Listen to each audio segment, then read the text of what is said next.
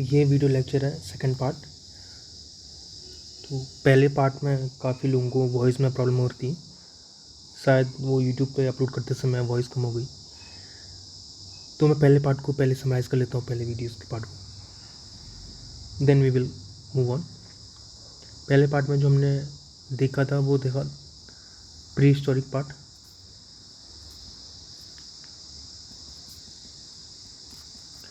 Pre historic में हमने देखा पैलियोलिथिक, और पैलियोलिथिक के अंदर था lower, middle and upper Palaeolithic.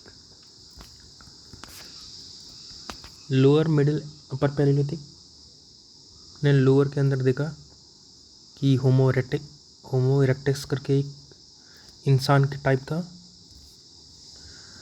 Middle Palaeolithic में निएंडरथल्स आए, और अपर पैलियोलिथिक एज में होमो सेपियंस जो आज की प्रेजेंट जनरेशन है ह्यूमंस की, वो होमो सेपियंस है। पैलियोलिथिक के बाद हमने पढ़ा था proto historic.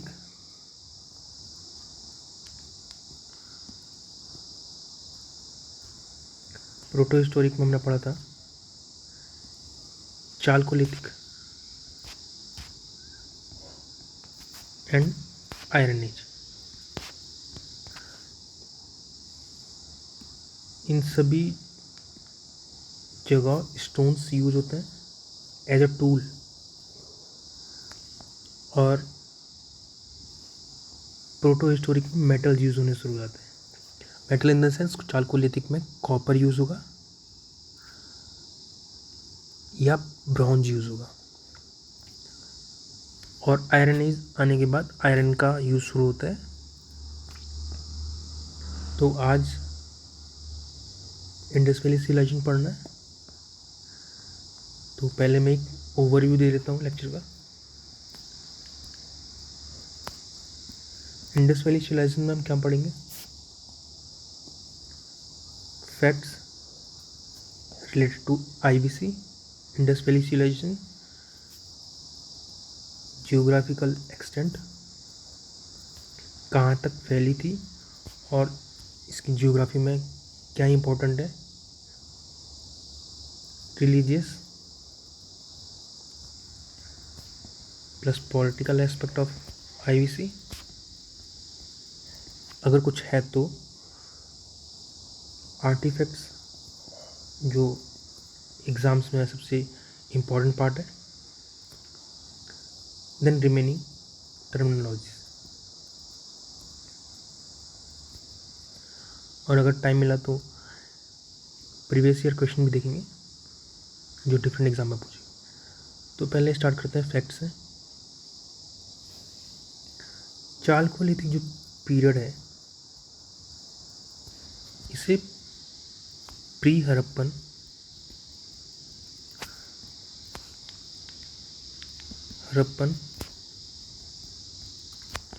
And post Harappan age में डिवाइड किया है। प्री हड़प्पन वाली एज कौन सी है जिसे हम पढ़ेंगे अभी? 2500 से 1750 तक, ये BC में बात चल रही है। और जाहिर सी बात है 2500 से पहले प्री हड़प्पन और 1750 के बाद पोस्ट हड़प्पन एज आई थी। कुछ important fact related to Harappan civilisation. Harappan civilisation के साथ साथ जो वर्ल्ड लेवल पे, ग्लोबल लेवल पे जो सिविलाइजेशन चल रही थी वो मेसोपोटामिया, जो कि बहुत फेमस है, इजिप्शियन और चाइनीज़ सिविलाइजेशन, ये कंटेम्प्रेरी हैं सब हड़प्पन सिविलाइजेशन के। फर्स्ट यूरोपियन जिसने डिस्कवर किया था एंड डॉक्यूमेंट किया था। डॉक्यूमेंट मतलब जिसने लिखा कहीं पे या नोट किया कहीं पे कि एक सिविलाइजेशन ने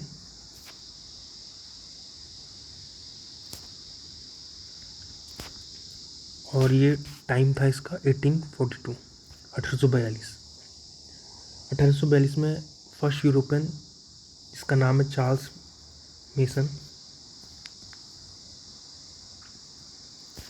इस व्यक्ति ने सबसे पहले डॉक्यूमेंटेशन एंड डिस्कवरी की थी हड़प्पन सिविलाइजेशन की। इसके बाद 1921 में दयाराम साहनी ने हड़प्पन का एक्सकवेशन किया था।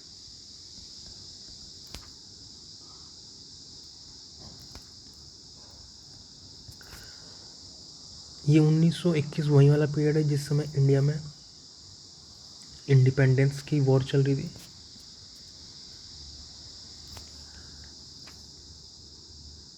और आपको पता चलेगा अगर हिस्ट्री आप पढ़ोगे तो मॉडर्न हिस्ट्री में एक मूवमेंट आता है असहयोग मूवमेंट, नॉन कोऑपरेशन मूवमेंट बोलते हैं इसे। वो इंडिया में फेमस था गांधी जी के नेतृत्व में। उसी समय दयाराम साहनी ने हड़प्पन सिविलाइजेशन की खोज की थी। और ये हड़प्पन सिविलाइजेशन की खोज इतनी इम्पोर्टेंट थी कि पहली बार इंडियंस को पता चला था कि जैसे ब्रिटिश हमें कहते हैं barbarian, not a civilised community, ऐसा कुछ भी नहीं है। हमारी खुद की एक बहुत रिच हिस्ट्री है। इससे रिलेटेड कुछ बहुत ही इंपॉर्टेंट फैक्ट जो एग्ज़ाम में कंटिन्यू रिपीट होते हैं, जिसमें से पहला है हड़प्पन सिविलाइजेशन को फर्स्ट अर्बन सिविलाइजेशन कहते हैं। अब जाहिर सी बात है अगर इसे फर्स्ट कहते हैं तो कोई ना कोई सेकंड भी रहा होगा। आगे फर्दर स्टडीज़ में हमें पता चलेगा सेकंड अर्बन सिविलाइजेशन किससे कहते हैं। और जॉन मार्शल करके जो व्यक्ति है, जाहिर सी बात अंग्रेज कि उस समय इंडियंस का अपने खुद के रिसोर्सेज पे कंट्रोल नहीं था, इसी व्यक्ति ने इसे इंडस वैली सिविलाइजेशन नाम दिया।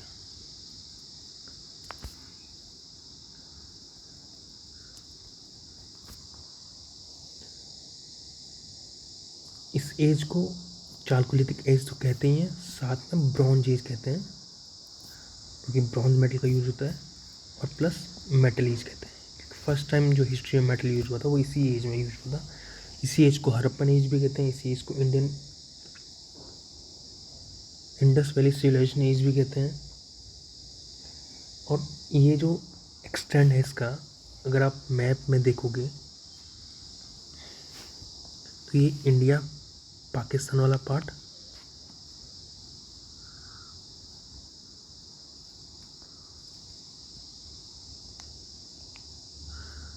इसका एक्सटेंट अफगानिस्तान से लेकर के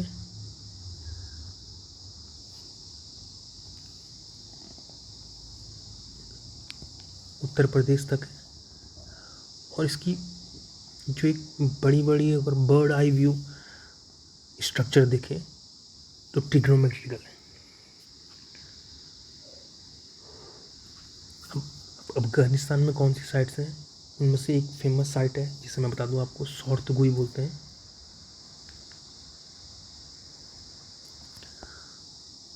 अब इसका ईस्टर्न वेस्टर्न एक्सटेंट देख लेते हैं। इसका लास्ट ईस्टर्न वेस्टर्न एक्सटेंट देखते हैं एक बार। नॉर्दर्न एक्सटेंट जो north south east west, north में सबसे नॉर्दर्न मोस्ट साइट है मांदा है। मांदा जो कि जम्मू कश्मीर में है, जम्मू कश्मीर। और सदर्न मोस्ट साइट है दाइमाबाद।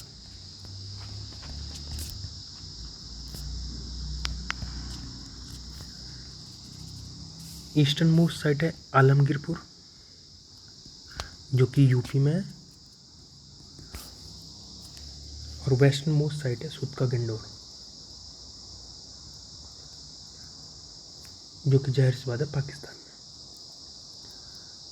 प्रेजेंट डे पाकिस्तान से लेके यूपी तक और जम्मू कश्मीर से लेकर के साउथ में महाराष्ट्र तक इसकी जियोग्राफिकल एक्सटेंट है। तो अब आप समझ सकते हो कि कितना रिच कल्चर रहा होगा। इसे फर्स्ट अर्बन सिविलाइजेशन क्यों बोलते हैं, अभी हम बात करेंगे, will talk about it.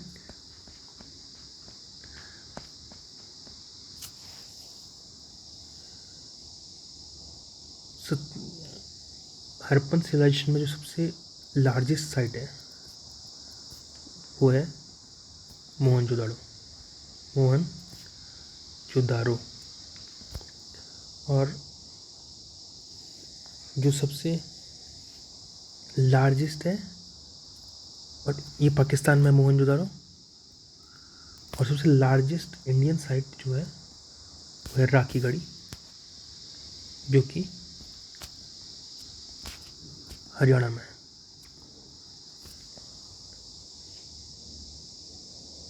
Oldest script भी अगर किसी सिविलाइजेशन की मिलती है तो वो हड़प्पन स्क्रिप्ट है, मगर ओल्डेस्ट डिसाइफर्ड स्क्रिप्ट, डिसाइफर्ड मतलब जिसे हम पढ़ सकते हैं, वो है ब्राह्मी स्क्रिप्ट, जो कि फर्दर आगे मौर्यन एज में आती है।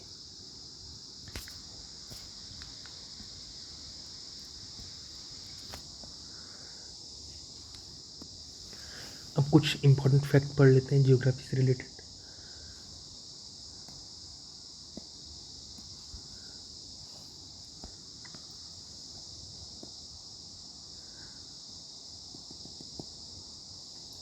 हड़प्पा जो सिविलाइजेशन है वो पाकिस्तान में है और रावी नदी के किनारे है, और साहनी जी ने उसकी खोज की थी 1921 में, जैसे मैंने बताया। और यहाँ पे लिंगम, मदर गॉडेस और पेंटेड पॉटरी मिलती है। ये जो मैंने नाम लिए हैं ये सब आर्टिफैक्ट्स हैं उस समय में। मोहनजोदड़ो,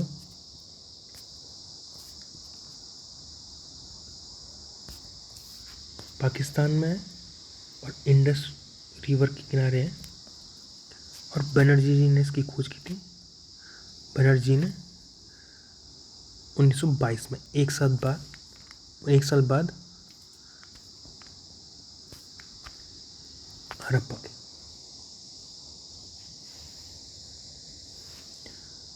उसके बाद एक फेमस साइट है चौहनदारो,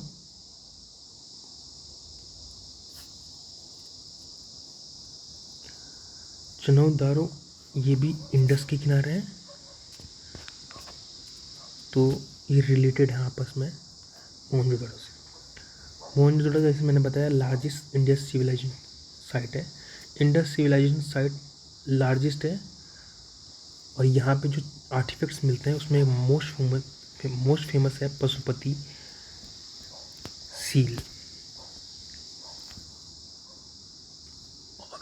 और ब्रॉन्ज, एक, क्योंकि ब्रॉन्ज एज है, जाहिर सी बात है ब्रॉन्ज स्कल्पचर मिलेंगे।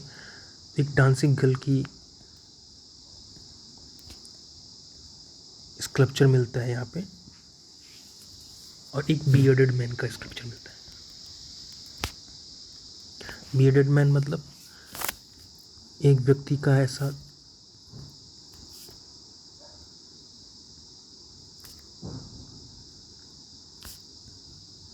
स्कल्पचर बना हुआ मिलता है जिसमें उसने कुछ शॉल टाइप में उड़ा हुआ है और उसकी दाढ़ी है। और ऐसा ही एक स्कल्पचर डांसिंग गर्ल का मिलता है जिसमें एक लड़की है, सिलेंड्रिकल बॉडी है, एक हाथ कमर पे है और एक हाथ घुटने पे।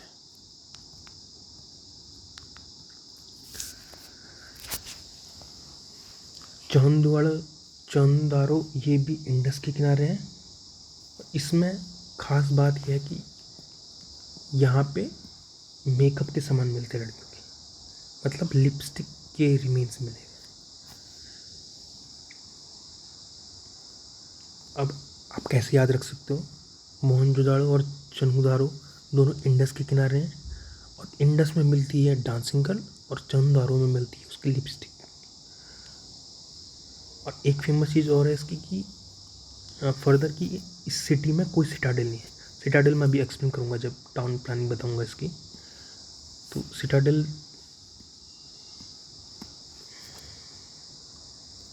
City without Citadel. फिर और कुछ फेमस साइट्स हैं जिनमें लोथल का नाम आता है, जो कि एक डॉकयार्ड था बंदरगाह। जाहिर सी बात है बंदरगाह है तो किसी न किसी रिवर या सी के किनारे होगा, तो इस साबरमती के किनारे है। यहाँ जो फेमस है, एक राइस के रिमेन्स मिलते हैं। राइस के रिमेन्स फेमस इसलिए क्योंकि राइस के रिमेन्स बहुत ही कम इंडस वैली सिविलाइजेशन में मिलते हैं, और लोथल उनमें से एक साइट है जहाँ पर राइस रिमेन्स मिलते हैं। और प्लस डबल बेरियल मिलते हैं। डबल बेरियल मतलब दो व्यक्तियों को साथ में दफनाया गया है, जिनमें एक मेल है एक फीमेल है।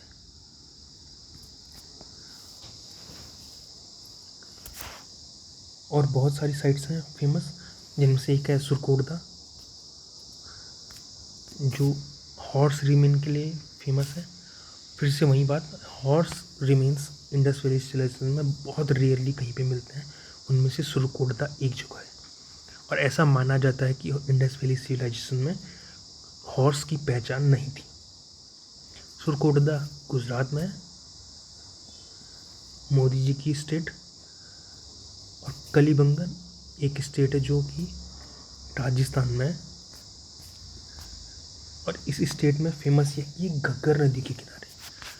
और अगर कोई भी आप लोगों में से इंटरेस्टेड है हिस्ट्री में, तो उसे पता होगा कि ये वही घग्गर नदी है जिसे सरस्वती कहा गया है।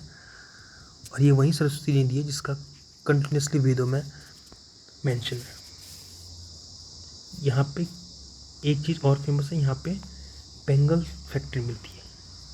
अब याद कैसे रखोगे, इस बेंगल फैक्ट्री के नाम पे ही इसका नाम कालीबंगन पड़ा हुआ है। बेंगल से बंगन और काली से ब्लैक कलर में। प्लॉट फील्ड के रिमेन्स मिलते हैं। प्लॉट मतलब जुते हुए खेत के रिमेन्स मिलते हैं। और बहुत सारी अन्य साइट्स भी हैं, जैसे बनावली जो कि हरियाणा में है, अगेन घग्गर नदी के किनारे। तो बनावली और बंगन दोनों रिलेटेड है, क्योंकि ये दोनों घग्गर नदी के किनारे हैं। बट कलीबंगन जो कि राजस्थान में है और बनावली हरियाणा में। तो इससे हमें एक चीज़ और पता चलती है कि कभी सरस्वती नदी इतनी बड़ी रही होगी कि वो हरियाणा से होते हुए राजस्थान क्रॉस करते हुए अरेबियन सी में गिरती थी। रोपर एक प्लेस है अगेन जो सतलुज नदी के किनारे है, और सतलुज पंजाब में बहती है, तो रोपर भी पंजाब में। राखीगढ़ी में बता चुका हूँ कि मोस्ट लार्जेस्ट इंडियन साइट है। और ऐसे ही एक प्रीवियस ईयर क्वेश्चन है, बहुत पेपरों में आ चुका है, कि पोर्ट सिटीज़ के नाम पूछता है, और पूछता है कि इनमें से कौन सी पोर्ट सिटीज़ नहीं है। तो जो इंडस वैली सिविलाइजेशन की पोर्ट सिटीज़ है मैं एक बार लिख लेता हूँ। लोथल, सुरका, गंडोर, और एक है बालाकोट। ये बालाकोट वो वाला नहीं जहाँ बालाकोट स्ट्राइक हुई थी, ये बालाकोट एक डॉकयार्ड है। और एक और फेमस साइट है अलादीनो, ये रिसेंटली किसी एग्ज़ाम में पूछी गई है। अलादीनो पोर्ट सिटी। पोर्ट सिटी मतलब जहाँ पे डॉकयार्ड बने हुए हैं, जहाँ पे बंदरगाह बने हुए हैं। अब टाउन प्लानिंग पे आते हैं, जो कि एक बहुत ही फेमस फीचर है इंडस वैली सिविलाइजेशन का। और ये फेमस क्यों है कि क्योंकि आपको इस सिविलाइजेशन के जो कॉन्स्पिरेसी थ्योरीज बोलते हैं जिन्हें, उनमें से एक थ्योरी इस सिविलाइजेशन की जो बनती है वो टाउन सिविलाइजेशन पे, टाउन प्लानिंग पे। और ये इतनी एडवांस थी उस समय पे, आज भी कहीं अर्बन सिटीज़ इसके मुकाबले कुछ भी नहीं है। अब ऐसा अर्बन क्या था, पहली बात, टाउन में जो चीज़ सबसे इम्पॉर्टेंट फीचर है, अगर आप बर्ड आई व्यूज़ देखोगे तो आपको टाउन ऐसे दो हिस्सों में बटा दिखेगा। तो जो ऊंचा हिस्सा होता है हमेशा, ये क्रॉस व्यू है, जो ऊंचा हिस्सा है जिस पे मकान बिल्डिंग कुछ बने हुए हैं, ये अपर सिटाडेल बोलते थे। इसके चारों ओर दीवार लगी हुई, फिर एक लोअर पार्ट आता था और यहाँ पे भी मकान बने हुए हैं और इसे लोअर सिटाडेल बोलते हैं। अब कमाल की बात यह है कि ऐसा अजम्पशन है कि सिटी को दो पार्ट में इसलिए डिवाइड किया है क्योंकि एक पार्ट में वर्किंग क्लास रहती थी, जैसे जैसे इस अभी भी जो हायर क्लास है वो बड़े बड़े मकानों में लग्जीरियस लाइफ स्पेंड करती है, तो शायद उस समय भी ऐसा होता होगा। जो लग्जीरियस है, जो बड़े बड़े पदों पे पीठासीन अधिकारी हैं, वो शायद से अपर सिटाडेल में रहते होंगे और वर्किंग क्लास जो रहती होगी वो लोअर सिटाडेल में रहती होगी। सिटाडेल मतलब सिंपली एक माउंट इन द सेंस, अगर हिंदी में समझो तो एक टीला है मिट्टी का जिसके ऊपर ये स्ट्रक्चर निर्मित हुआ है, और उस स्ट्रक्चर के जो रिमेन्स मिले हैं उन पे एजम्पशन बेस्ड थ्योरीज के हिसाब से बताया जाता है कि एक वर्किंग क्लास की सिटाडेल होगी और एक सिटाडेल होगी अपर क्लास की। तो अपर क्लास की सिटाडेल को अपर सिटाडेल बोला, जो कि ऊंचे जगह पे रहती थी, और lower class Citadel working class Citadel. और ये फोर्टिफाइड इन द सेंस कि इन पे दीवारें थी चारों ओर से।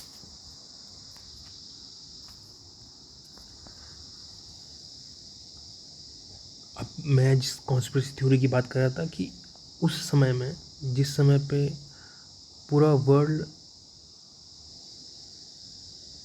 हंटिंग गैदरिंग ये सब कर रहा था, बहुत ही बेयर मिनिमम सिविलाइजेशन थी। इंडस वैली सिविलाइजेशन में उस समय हर एक घर में प्राइवेट वेल हुआ करते थे, कुएं हुआ करते थे। और उससे बड़ी बात यह है कि हर एक घर में बाथरूम जैसा एक स्ट्रक्चर मिला हुआ है, और रोड्स जो हैं वो एक दूसरे को ऑलवेज पैरेलल काटती हैं। और उस ज़माने में भी रोड के किनारे एक सीवर सिस्टम होता था। अभी रेयरली अभी भी नहीं मिलता है कितने सिटीज़ में, पर उस ज़माने में सीवर सिस्टम, और सीवर सिस्टम की हाइट ऑलमोस्ट इतनी थी कि एक आदमी आराम से उस सीवर के अंदर खड़ा हो सकता था। तो अगर सपोज कीजिए ये रोड है, तो रोड के किनारे सीवर होगा, और सीवर में जाने के लिए मैन होल भी बनाए गए। तो आप एज्यूम कर सकते हैं कि टाउन प्लानिंग किस लेवल पे हुई होगी, कि जो हर किसी एक घर के बगल से रोड जाती है, हर किसी घर में बाथरूम है, और हर एक किसी घर की एक नाली निकलती है जो कि सीवर में घुसती है। और मोर देन दिस, जो भी घर बने हुए हैं वो बंट मड ब्रिक से बने। बंट मड ब्रिक अगर हिंदी भाषा में बोलूँ, मैं सिंपल देसी भाषा में, ईंट से बने। अब आप सोचिए, जिस ज़माने में आयरन ही नहीं है उस ज़माने में ईंट के घर बन रहे हैं। तो काफ़ी थ्योरीज हैं इनको लेकर के टाउन प्लानिंग में, और स्ट्रक्चर इंफ्रास्ट्रक्चर में काफ़ी मतलब काफ़ी बियॉन्ड द इमेजिनेशन इनकी टेक्नोलॉजी रही होगी। और एग्रीकल्चर इनका बहुत फेमस था, और ऐसा माना जाता है कि वर्ल्ड में पहली बार फर्स्ट टाइम कहीं अगर कॉटन मिला तो वो इंडस वैली सिविलाइजेशन में ही मिला था। और इसी कॉटन को ग्रीक लोगों ने सिंदून कहा। सिंदून मतलब सिंध के किनारे उगने वाली फसल, सिंदून। और ये कॉटन बाद में इतना फेमस होता है, इस कॉटन के लिए ट्रेड होते हैं फर्दर सिविलाइजेशन। अब जैसे कि मैं आपको बता चुका हूँ कि हॉर्स के रिमेन बहुत कम मिलते हैं, तो माना जाता है कि शायद ये जो ट्रेड करते होंगे वो डॉकयार्ड से करते होंगे। और इनमें एनिमल्स में लॉयन नहीं पता था, मतलब एक शेर के बारे में नहीं जानते थे। इनका जो आयरन था वो भी नॉट नोन था, किसी को नहीं पता था आयरन के बारे में। इस समय ब्रॉन्ज एज है, तो इस एरा को ही ब्रॉन्ज एरा कहता है। और इनका जो ट्रेड होता था वो विदेशों से होता था। दिलमम और मकान नाम की दो सिटीज़ मेंशन होती हैं, और ये मेंशन नहीं होती हैं, ये बेसिकली इन सिटीज़ में भी इंडस वैली सिविलाइजेशन की सील्स पाई जाती हैं। अब सील्स क्या होती हैं? सील होती हैं बेसिकली एक स्टिल लाइट एक मटेरियल है, उसका बना हुआ एक कॉइन जैसा स्ट्रक्चर मान लीजिए आप, जिसमें किसी जानवर की फ़ोटो बनी होती थी, और ऐसा एज्यूम किया जाता था कि इसके यहाँ पे जो राइटिंग्स लिखी हुई हैं वो इनकी स्क्रिप्ट है, और इसे हम डिसाइफर नहीं कर पाए। तो ये सील इंटरनेशनल ग्लोबल लेवल पे हमें बहरीन और मकरान जैसी सिटीज़ में मिलती हैं, और सुमेरियन टेक्स्ट में भी इन सील्स का मेंशन है। और वो जिनसे ये सील्स मिलती हैं, सुमेरियन लोग उन्हें मेलुहा कहते थे। तो मोस्ट प्रोबेबली मेलुहा जो थे, मेलुहा इंडस वैली सिविलाइजेशन वाले लोग थे। एक फेमस जगह है अफगानिस्तान में, वहाँ से एक स्टोन है जो लग्जरी कैटेगरी में आएगा, लग्जरियस कैटेगरी में आएगा। उस स्टोन को बोलते हैं लापिस लाजुली। ये इंपोर्ट किया जाता था। और ऐसे ही बहुत सारी जगहों से, जैसे कॉपर था वो खेतड़ी राजस्थान से इंपोर्ट किया जाता था, और गोल्ड जो था वो ईरान से और सदर्न इंडिया से इंपोर्ट इन द सेंस। अब आप इन चीज़ों से अनुमान लगा सकते कि उस समय में इंडस वैली सिविलाइजेशन का ट्रेड बहुत ही इंटरनेशनलाइज था। मतलब इसका सदर्न इंडिया से तो कांटेक्ट था ही था, इसका अरेबियन सी क्रॉस करने के बाद जो कंट्रीज़ बसती हैं वहाँ से भी कांटेक्ट था।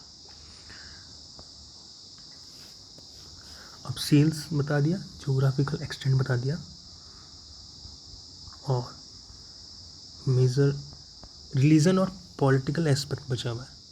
तो रिलीजन और पॉलिटिकल एस्पेक्ट अभी तक इस सिविलाइजेशन का नहीं पता, क्योंकि हमें यहाँ पे कोई भी टेम्पल्स रिमेन नहीं मिलते, नो टेम्पल रिमेन।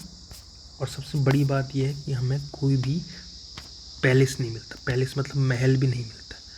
तो अब पॉलिटिकल ऑर्गेनाइजेशन अगर हम एंशिएंट या मिडिवल इंडिया में देखें तो हमें पता चलता है कि एक राजा होता था, उसकी एक सेना होती थी और वो एक क्षेत्र पर राज करती थी। परंतु ऐसे हमें कोई भी रिमेन IBC से नहीं मिलते, और रिलीजियस इसलिए नहीं है क्योंकि हमें कोई भी टेम्पल रिमेन्स नहीं मिलते। पर कुछ साइंटिस्ट, जो कुछ सर्वेयर हैं, वो कुछ जो स्क्रिप्ट हैं उनमें मेंशन आकृतियाँ हैं, जैसे लिंगम की आकृति, योनि की आकृति और मदर गॉडेज जैसी स्कल्पचर। तो इनसे अनुमान लगाया जाता है कि ये किसी न किसी धर्म को फॉलो करते होंगे जो हमें नोन नहीं है। मदर गॉडेज नेचर को इंडिकेट करता है, और लिंगम और योनि ह्यूमन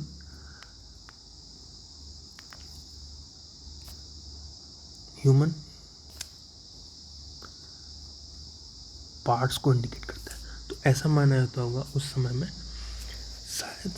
में शायद ह्यूमंस के जो प्रोडक्टिव पार्ट थे उनकी पूजा होती थी, और नेचर की बहुत पूजा होती थी। और ऐसा भी माना जाता है कि स्वास्तिका जो चिन्ह है वो ओरिजिन यहीं से हुआ था। स्वास्तिका जो चिन्ह है उसका ओरिजिन इंडस वैली सिविलाइजेशन से ही माना जाता है, और यही स्वास्तिका इवॉल्व होकर बाद में हिटलर के पास में गया, और यही स्वास्तिका पूजा जाता है जब घर में पूजा पाठ होता है, वेद मंत्रोच्चारण होता है। एनिमल जो इन्हें नोन थे उनमें एलिफेंट आता है, टाइगर आता है, राइनोसोरस आता है, और जो डोमेस्टिकेशन में था उनमें सभी जो आज डोमेस्टिकेशन है ऑलमोस्ट वो भी डोमेस्टिकेटेड थे उस समय। कैमल से लेके बफेलो, कैट, डॉग, कैटल सब उस समय डोमेस्टिकेटेड थे। अब एक इम्पॉर्टेंट बात यहाँ पर यह है कि टाइगर इन्हें पता था, पर लायन इन्हें पता नहीं था। परंतु अगर आज आप देखोगे तो गिर एक फेमस जगह है गुजरात में, वो फेमस है टाइगर्स के लिए। और जबकि गुजरात भी इंडस वैली सिविलाइजेशन का पार्ट था, तो ऐसा माना जाता है कि लायन बाद में रिलोकेट हुए होंगे गुजरात के जंगलों में।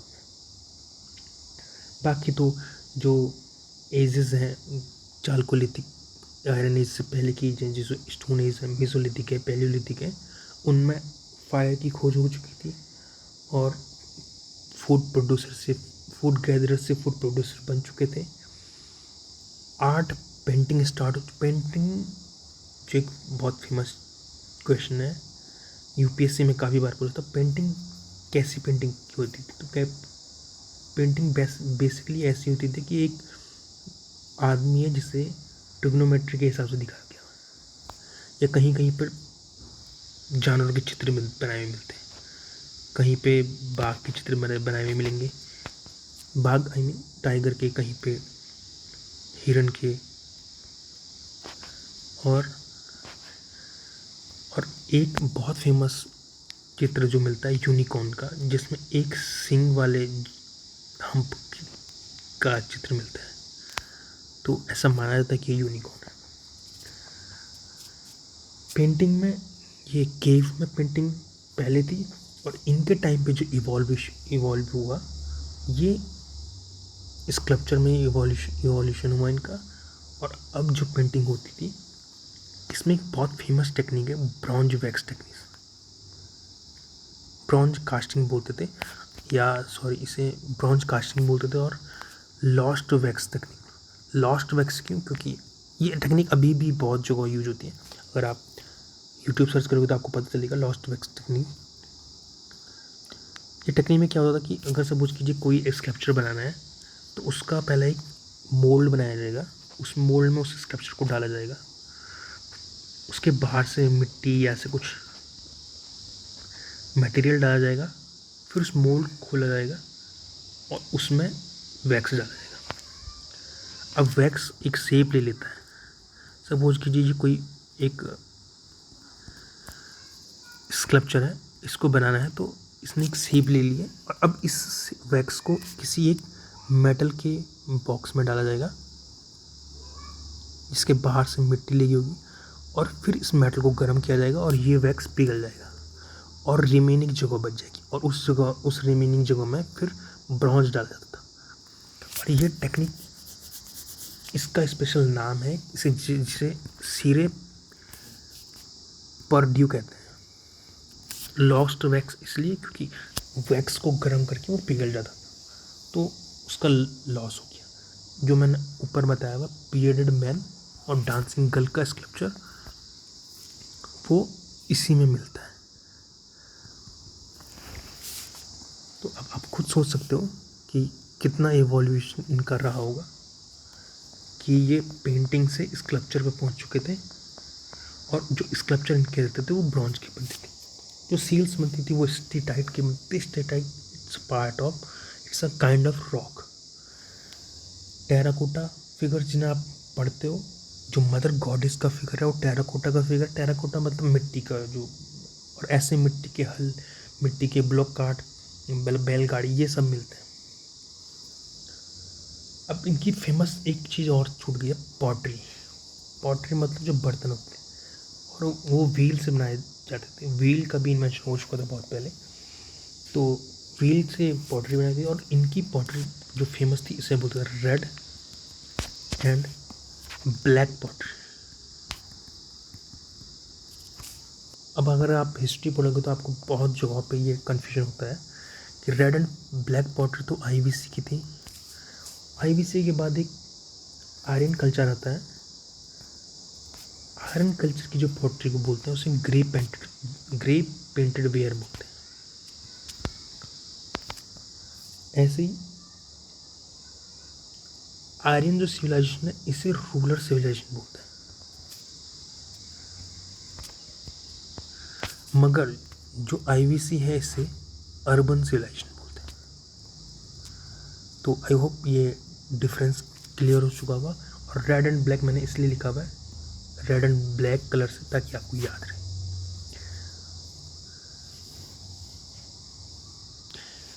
उस ज़माने में वेट एंड मेजर मतलब नापने के भी इनके पास यंत्र थे, जो बेसिकली क्यूबिकल शेप में होते थे।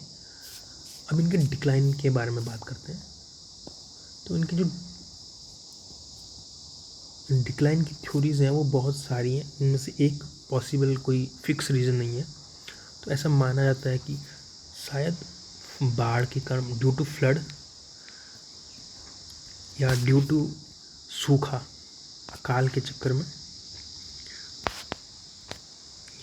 या इन्वेजन के चक्कर में, जिसमें से एक बहुत फेमस थ्योरी है आर्यन इन्वेजन करके, और इसी एक आर्यन पे एक बुक लिखी हुई है बाल गंगाधर तिलक ने, उसका नाम अगर आप जानते हो तो मेंशन कर सकते हो कमेंट में। और यह माना जाता है कि चूँकि पानी कम हो गया था तो इसलिए सॉइल की फर्टिलिटी काफ़ी कम होगी कुछ समय बाद। फिर एक डोमिनो चेन इफेक्ट बनती है, सॉइल की फर्टिलिटी कम हो गई है, माइग्रेशन होना स्टार्ट हुआ, और कुछ समय बाद जो सिविलाइजेशन थी वो बस रिमेन्स में रह गई। और एक बहुत फेमस थ्योरी है, शायद से नेचुरल डिजास्टर का भी कोई कॉज रह सकता है, जैसे कि अर्थक्वेक या इकोलॉजिकल इम्बैलेंस, कुछ ऐसा, जिससे इसका डिक्लाइन इन द सेंस ये लोग बेसिकली माइग्रेट हो चुके थे यहाँ से। अब आप सोचिए कि कितना बड़ा एरिया रहा होगा जो पाकिस्तान से लेकर